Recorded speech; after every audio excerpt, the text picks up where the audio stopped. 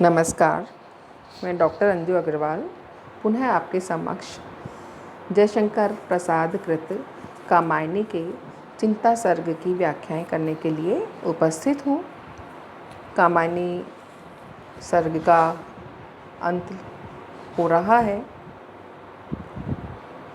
पूर्व प्रसंग में ही मनु सोच रहे हैं, सोचते हुए ही मृत्यु के प्रति उनके जो विचार हैं वो स्पष्ट हो रहे हैं।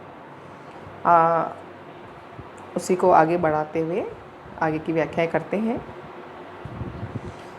अंधकार के अट्टहास सी मुखरित सतत चिरंतन सत्य, छिपी सृष्टि के कण कण में तू यह सुंदर रहस्य है नित्य।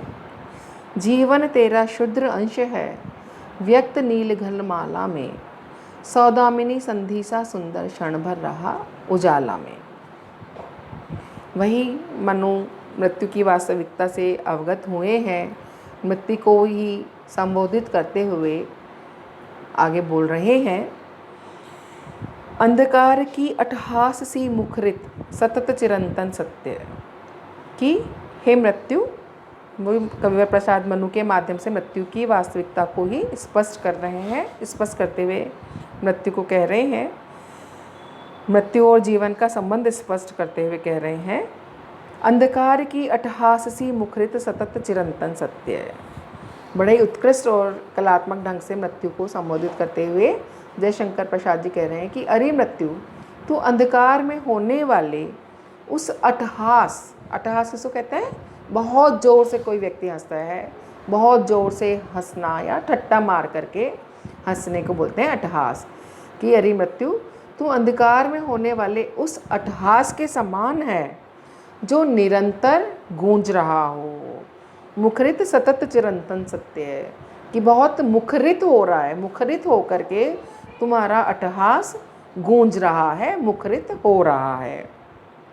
छिपी सृष्टि के कण कण में तू यह सुंदर रहस्य है नित्य कि वास्तव में तू ही चिरस्थायी है तथा तेरे मिथ्या आभास से रहित होने के कारण सत्य है। कि तू इस सृष्टि के कण कण में चिरंतन समय से, चिरंतन सत्य है, बहुत हमेशा से तू सत्य रही है, सतत रही है, लगातार रही है, तू निरंतर है और तू ही चिरंतन सत्य है। तू सृष्टि के कण कण में, हर स्थान पर, इसके अणु में, परमाणु में, हर जगह तू रहस्य के समान, सुंदर रहस्य के समान छुप करके बैठी हुई है। अर्थात इस सृष्टि में जो चीज़ भी पैदा हुई है, जो भी प्राणी बना है, सृष्टि की जो भी चीज़ बनी है, वो वास्तव में अगर पैदा हुआ है तो वो समाप्त भी होगा। कोई चीज़ का निर्माण हुआ है तो उसका विध्वंस भी होगा ही होगा। तो हे मृत्यु, वास्तव में ये तेरा बहुत ही सुंदर रहस्य है और नित्य है, चिरस्थायी तेरा सुंदर रहस्य है। जीवन तेरा शुद्र अंश है व्यक्त नील घनमाला में। कि वास्तव में हे मृत्यु, जीवन तो तेरा एक शुद्र अंश है, अर्थात मृत्यु में ही जीवन को समाना है। तो यहाँ पर प्रसाद जी कह रहे हैं कि जीवन तो बहुत छोटी चीज़ है, सारहीन सी चीज़ है। हे मृत्यु, तेरा छोटा सा तुच्छ सा अंश है। मृत्यु, जीवन तो क्षणभंगुर है, सारहीन है, शुद्र है, छोटा सा ही है। वास्तव में इस जीवन को तो तुझ में ही समा जाना है। तो यहाँ पर शाश्वत क्या चीज़ होगी? मृत्यु। जीवन शाश्वत नहीं है। जीवन को पानी के बुलबुले के समान कहा है, नश्वर कहा है, क्षणभंगुर है। जीवन का कोई पता ही नहीं है कि ये कब समाप्त हो जाएगा। तो ये मृत्यु, तू ही शाश्वत है। जो भी जिस प्राणी इस संसार में आया है, उस संसार को तेरी, उस प्राणी को इस संसार में तेरी निधि तो बनना ही पड़ेगा। तो वास्तव में तू इस सृष्टि के कण कण में व्याप्त है। और ये जो जीवन है, यह तो हे मृत्यु तेरी निरंतरता का ही एक छोटा सा अंश है। क्षणभंगुर क्योंकि जीवन है और तेरा तू शाश्वत है, तो इस जीवन में जीवन तेरा शुद्ध अंश है। व्यक्त नील घनमाला में, कि जैसे नीली मेघमाला में, बादलों की माला में जैसे सौदामिनी संधि, जैसे बिजली चमकती है, थोड़ी सी क्षण के लिए बिजली चमकती है, सौदामिनी संधि सा सुंदर क्षण भर रहा उजाला में, कि नीले काले घनमाला में जैसे एक क्षण के लिए बिजली चमकती है और फिर लुप्त हो जाती है, वैसे ही यह जीवन भी इस मृत्यु रूपी घनमाला में, जो कि घनमाला विशाल है, उसका होना शाश्वत है, वही घनी है, तो उस घनी बिजली में, घने कालेपन में बिजली एक क्षण के लिए आती है और फिर लुप्त हो जाती है, वैसे ही मृत्यु स्थायी है, वो शाश्वत है। और उस मृत्यु में यह जीवन भी एक क्षण के लिए प्रकाशित होता है और फिर वापिस तुझी को मिल जाता है।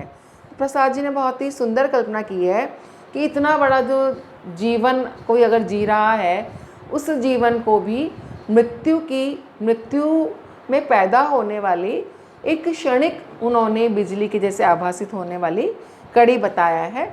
तो जीवन यहाँ पर कितना क्षणभंगुर है, जैसे बिजली चमक कर के समाप्त हो जाती है, वैसे ही जीवन भी संसार में आता है, इस संसार रूपी मेघमाला में आकर के अपनी चमक तुरंत ही खो देता है। तो एक तरीके से जीवन मृत्यु के हाथ में शीघ्र ही टूट जाने वाली वस्तु है, समाप्त हो जाने वाली वस्तु है, और मृत्यु ही वास्तविकता है। यही चिर सौंदर्य लिए हुए है, और इस चिर रहस्य लिए हुए मृत्यु के अंदर यह जीवन एक सौदामनी का, एक बिजली का क्षणिक मेल जैसा सुंदर प्रकाश देता है और फिर लुप्त हो जाता है, समाप्त हो जाता है। तो यहाँ पर कवि प्रसाद ने जीवन को बहुत क्षणिक बताया है, बिजली के समान बताया है, और मृत्यु को अंधकार के अट्टहास सी बता करके कवि ने लक्ष्मणा के द्वारा प्रतिपादित किया है कि जिस तरह से अंधकार बहुत घनीभूत होता है और सब कुछ को अपने आप में आत्मसात कर लेता है, समेट लेता है, और एक तरीके से ये अपना चिरंतन स्वरूप लिए हुए है, उसी प्रकार से मृत्यु भी अपने सत्य स्वरूप को प्रकट करती हुई सृष्टि के जीवन को अपने आप में समेट लेती है। यहाँ तक कि आगे के पंक्तियों में कवि कहते हैं कि मृत्यु सृष्टि के कण कण में छुपी हुई है और उसका ये छिपना एक सत्य है, और यही उसके स्वरूप का चिरस्थायी और सुंदर रहस्य है। जीवन मृत्यु के लिए एक छोटा सा, एक क्षुद्र सा अंश है। भाव ये है कि जीवन मृत्यु की शाश्वत स्थिति के समक्ष अति क्षुद्र है। जीवन क्षणभंगुर होने के कारण मृत्यु के समक्ष महत्वहीन है। कवि ने इस सत्य को प्रकृति का दृश्य प्रस्तुत करते हुए निरूपित किया है कि जिस प्रकार वर्षा काल में नीली मेघमाला में क्षण भर के लिए बिजली की रेखाएं चमकती हैं, प्रकाश फैलाती है, ठीक वैसे ही मृत्यु भी व्यापक मेघमाला में क्षण भर में विलुप्त होने वाली बिजली के समान है, जो लुप्त हो जाता है। तो यहाँ पर प्रसाद जी ने मृत्यु को शाश्वत बताया है और जीवन की क्षणभंगुरता को निरूपित किया है। एक तरीके से जीवन और मृत्यु का संबंध अंश और अंशी के समान है। जीवन इसमें अंश है, मृत्यु अंशी है, अर्थात मृत्यु रूपी अंशी का जीवन एक छोटा सा अंश है। यह संबंध प्रसाद जी ने यहाँ पर बताया है कि कैसे यह जीवन तेरी ही विभूति बनता है। तो यहाँ पर अट्टहासी और सौदामनी संधिसा में उपमा अलंकार का बहुत ही सुंदर प्रयोग इन्होंने किया है। और यहाँ पर प्रसाद जी के जीने की इच्छा का आभास होता है कि कितनी उनमें जिजीविषा थी, कि वो इस जीवन को बिजली के समान एक छोटा सा प्रकाश मानते हैं और मृत्यु को वो एक अट्टहास सा बोल करके मृत्यु की क्रूरता को भी इंगित करते हैं।